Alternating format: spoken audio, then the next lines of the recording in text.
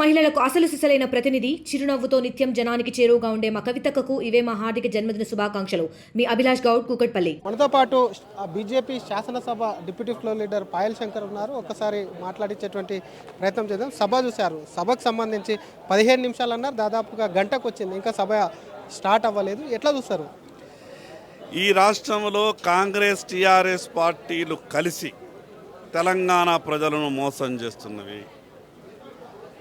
నువ్వు తిట్టినట్టు చెయ్యు, నేను ఏడ్చినట్టు చేస్తా అనే విధంగా ఈ రకమైనటువంటి ధోరణితోనే ఆ రెండు రాజకీయ పార్టీలు మిక్సింగ్ వ్యవహారాలు, వాళ్ళొక్క ఒప్పందంతోనే ఇదంతా వ్యవహారం జరుగుతూ ఉన్నది. ఒక పక్క గవర్నర్ గారికి ధన్యవాదాలు చెప్పేటటువంటి తీర్మానం చర్చ 2 రోజుల సమయమని షెడ్యూల్లో ప్రకటిస్తారు. మరోపక్క ఏ రకంగా అసెంబ్లీ జరగకుంటే బాగుంటుంది, అసెంబ్లీ జరిగితే టీఆర్ఎస్ పరిపాలించిన 10 సంవత్సరాల పుట్ట చిట్టా అంతా కూడా చర్చకు వస్తుంది. అది రావద్దు. కాంగ్రెస్ పార్టీ పరిపాలించినటువంటి ఈ 17 నెలలలో ఏ ఒరగబెట్టిందో తెలంగాణ రాష్ట్రానికి, ఈ విషయం కూడా చర్చకు వస్తుంది. అంటే టీఆర్ఎస్ కాంగ్రెస్ 2 పార్టీల వ్యవహారం చర్చకు రావద్దు అని అంటే సభా సమయం ఈ రకంగా వృధా అయితేనే చర్చకు రాదు, ప్రజలు వాస్తవాలు గమనించరు అనే విధంగా వ్యవహారం జరుగుతూ ఉన్నది. ఈరోజు ఈ సభలో దాదాపు 50% మంది కొత్త సభ్యులు వచ్చారు. 2 రోజులు సమయం ఇచ్చినప్పుడు సభ్యులందరికీ అవకాశం ఉంటుంది మాట్లాడడానికి. ఈ 15 నెలలుగా కాంగ్రెస్ ప్రభుత్వం ఏమరగబెట్టిందో మాట్లాడడానికి అవకాశం ఉంటుంది.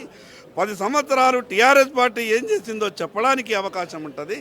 కానీ సభలో వాస్తవాలు మాట్లాడుకోకుండా మాట్లాడే అవకాశం ఉన్న ఆ విషయాన్ని పక్కదారి పట్టించే విధంగానే ఏదో గొడవ పెట్టుకొని సభ వాయిదా వేసి గంటలు ఈ రకంగా సభా సమయాన్ని వృధా చేస్తున్నట్టు మాకు అనిపిస్తూ ఉన్నది. ఈరోజు 15 నిమిషాలు అన్నారు. వాస్తవంగా మేము అనుకున్నాం 15 నిమిషాల తర్వాత మళ్ళీ సభ ప్రారంభమవుతుందేమని. కానీ వాళ్ళు కలిసి వ్యవహారం చేస్తూ ఉన్నారు కాబట్టి సభ సమయం వృధా అవుతున్నది.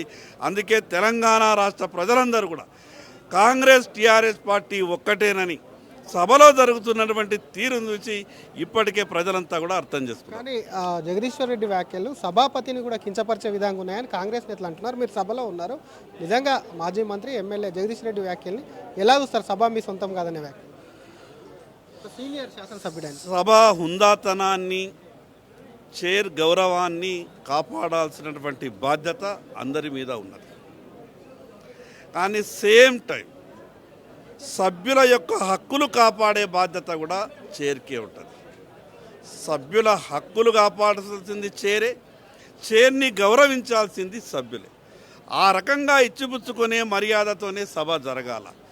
సీనియర్ శాసనసభ్యులు మంత్రిగా 10 సంవత్సరాలు పనిచేసిండ్రు. నీ సొంతమా అనే ఏకవచనంతో మాట్లాడకుంటే బాగుంటుండేదని నా అభిప్రాయం. ఒకవేళ మీకు అక్కడ టైం దొరకకుంటే ఏ విధంగా ఉంది గవర్నర్ ప్రసంగం మీద? తప్పకుండా మేము అక్కడ మాట్లాడతాం. స్పీకర్ గారికి కూడా రిక్వెస్ట్ చేస్తాం, అందరికీ అవకాశం ఇవ్వాలా.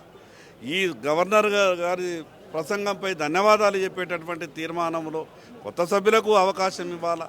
మరి 2 రోజులు సభని పెట్టి ఈ రకంగా వాయిదా వేస్తూ పోతే కేవలం కొందరికి, నలుగురికి మాత్రమే అవకాశం వస్తుంది. మిగతా పార్టీలకు కానీ మిగతా సభ్యులకు కానీ అవకాశం వచ్చేటటువంటి పరిస్థితి ఉండదు. కాబట్టి స్పీకర్ గారు అన్ని కోణాల నుంచి ఆలోచించి నిర్ణయం తీసుకోవాలని విజ్ఞప్తి చేస్తారు. థ్యాంక్ యూ అండి. ఇది అసలు కొత్త సభ్యులకు అవకాశం ఇవ్వాలి, సభకు సంబంధించి ఇటువంటి వ్యవహారాలతో టైంపాస్ చేస్తే సరిపోదు అని చెప్తూనే జగదీశ్వర్ రెడ్డి అలా మాట్లాడాల్సింది కాదు. ఒకవైపు సభకు సంబంధించిన వ్యవహారాలు సభ నాడాల్లో పెట్టాల్సినటువంటి బాధ్యత, అందరి హక్కులను కాపాడుకోవాల్సినటువంటి బాధ్యత కూడా స్పీకర్దే. కాబట్టి జగదీశ్వర్ రెడ్డి సభాపతిపై అలాంటి మాటలు మాట్లాడకుండా ఉండాల్సిందని చెప్పి కూడా బీజేపీ ఎమ్మెల్యే అలాగే బీజేపీ శాసనసభ deputy floor leader Payal Shankar అంటున్నారు.